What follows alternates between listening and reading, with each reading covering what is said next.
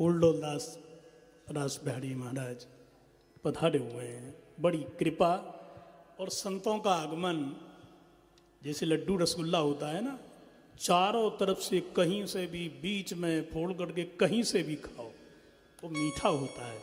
संतों का और विद्वानों का आगमन प्रारंभ में हो, मध्य में हो, अंत में हो, कभी हो, वो मंगलकारी है, मीठाई है।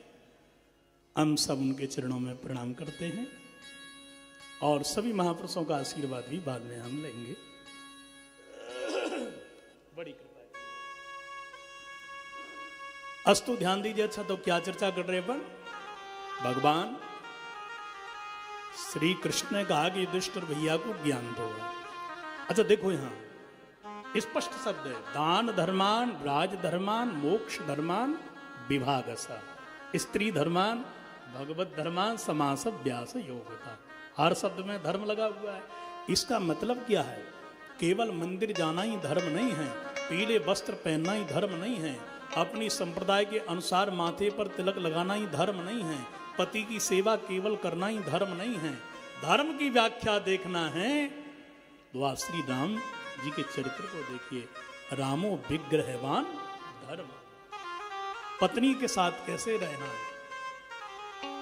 पत्नी को प्रसन्न करते हुए मैया की सेवा करना, बहुत बड़ी परीक्षा है।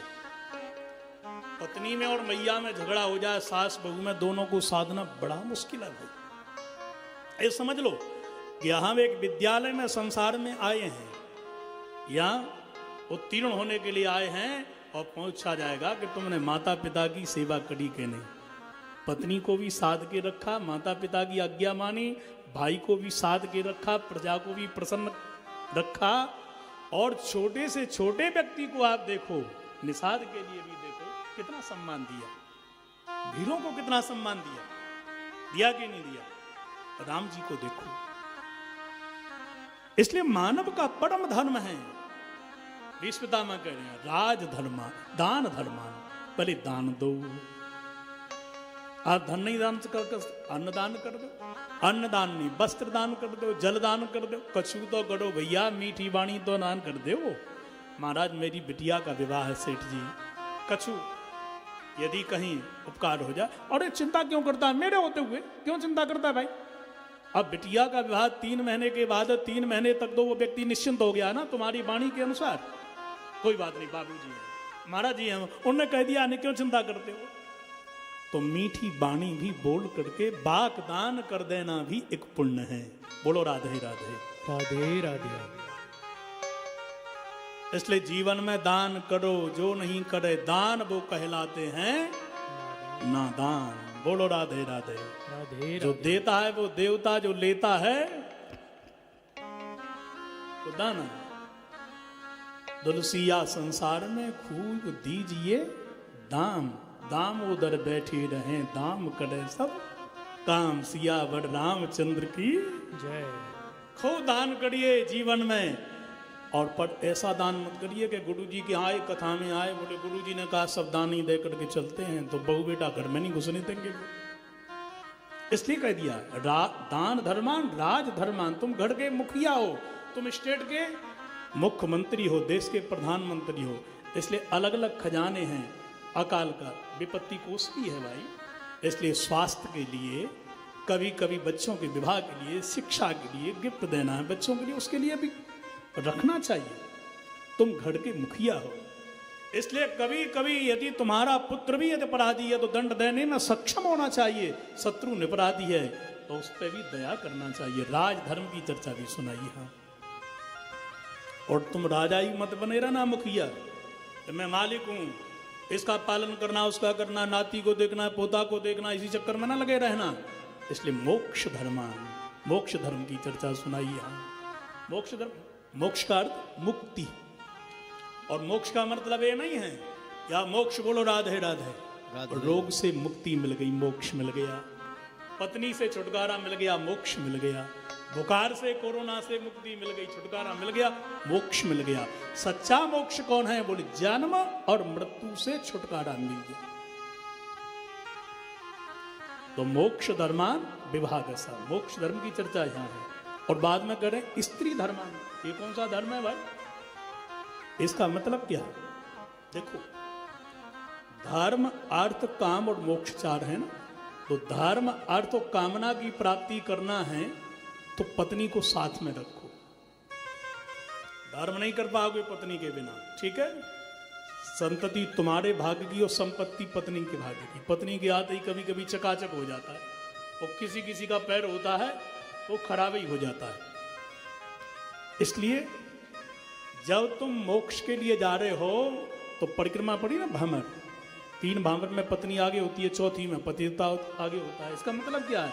वेद भगवान कहते हैं कि धर्म अर्थ और कामना की पूर्ति करना है तो पत्नी को आगे रखना, और मुक्ति चाहिए, मोक्ष चाहिए तो इसको पीछे छोड़ करके आगे अकेले बढ़ जाना।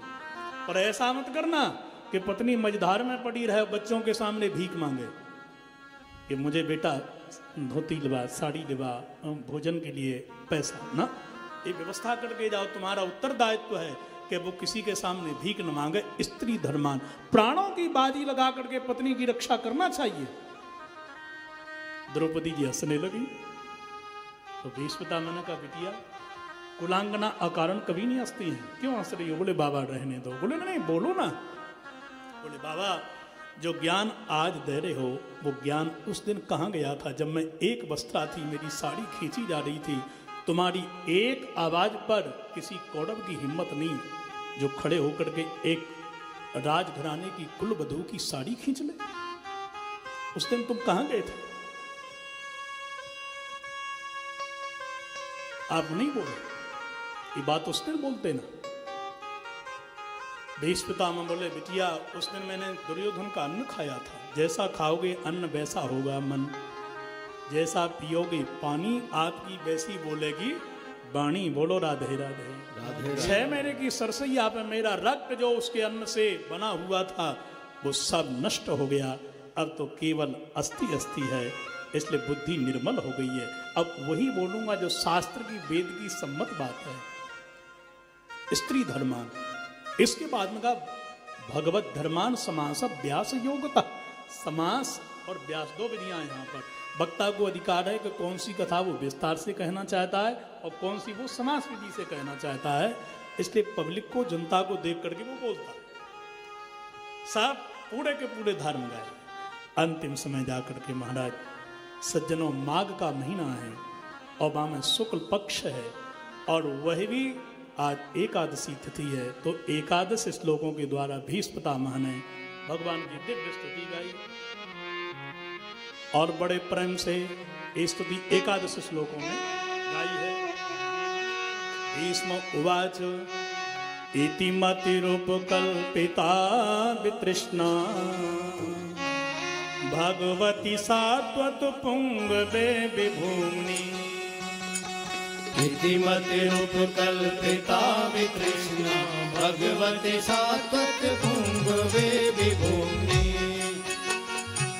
सुकुमुपगते क्वचित् विहर्तुं प्रकृतिमुपेयुष्यद्भवप्रभाः। स्वसुखमुपगते क्वचित् विहर्तुं प्रकृतिमुपेयुष्यद्भवप्रभाः।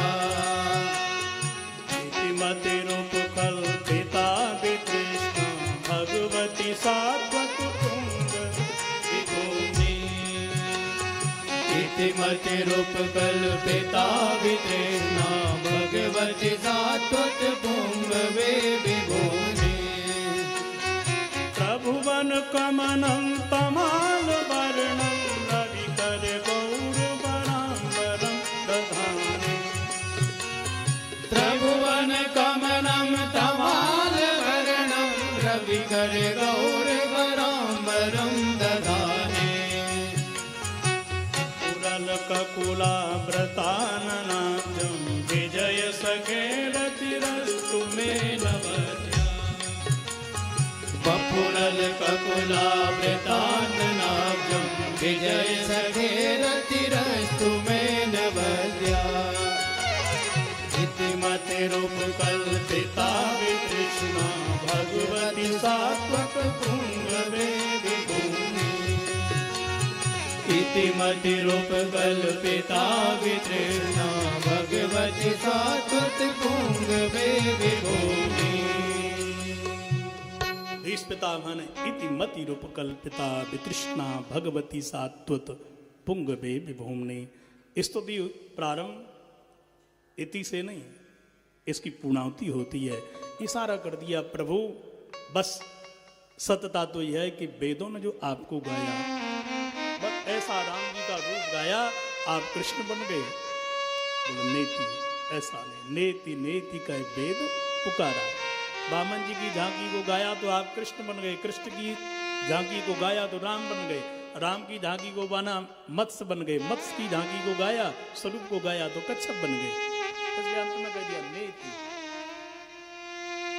अथवा प्रभु अब बस इस जीवन का एक ही हो जाए।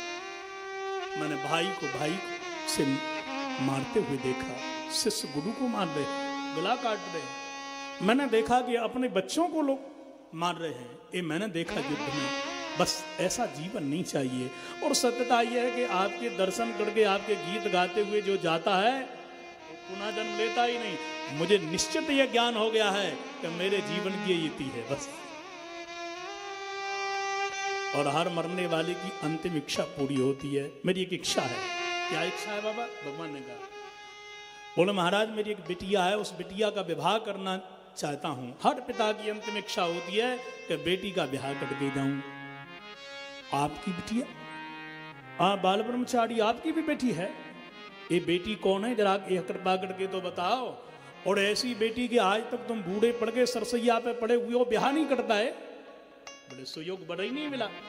तो तुम्हारी बिटिया इतनी पढ़ी लिखी है कि आज तक तुमको उस बिटिया के सुयोग कोई बड़ा ही नहीं मिला। बोले पढ़ी लिखी तो है। उसने कौन सी डिग्री प्राप्त कर रखी है? वो हाई मास्टर डिग्री प्राप्त कर रखी है। कौन सी डिग्रियां हैं? बोले मति वितृष्णा। बेटी कोई और नहीं है, मेरी बुद्धि।